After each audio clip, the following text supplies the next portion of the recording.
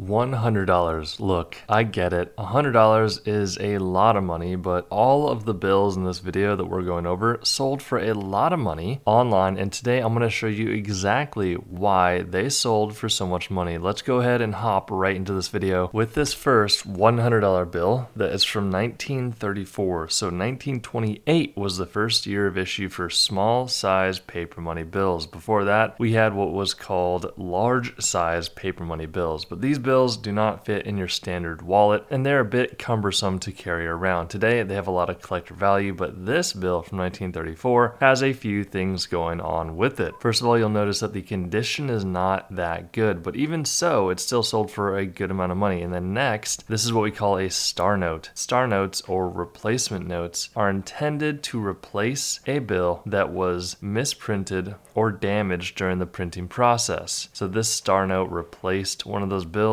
and it was able to sell online for $468. Up next, we have a $100 bill from 1963. Now the grade of this bill is very high. PCGS Currency graded it at a 68 PPQ, which means premium paper quality. You can see this one is also a star note, and it graded only 2 points away from the perfect grade of 70. When it comes to the grade of your bill, it's all going to boil down to, first of all, are there any folds on your bill? If no, then you can qualify for a 60 to 70 grade. And then to get a higher grade, you need to have a very nicely centered bill. So the margins there, that white margin around the bill, that is the centering of your bill. And the nicer centered it is, the higher grade you can get. This one has really good centering. That's why it was able to grade at a 68 PPQ. And it sold for $528. We're opening the doors again to the Coin Value Club, but only for a limited time. Click the link down below to learn more and secure your spot before entries close December 31st.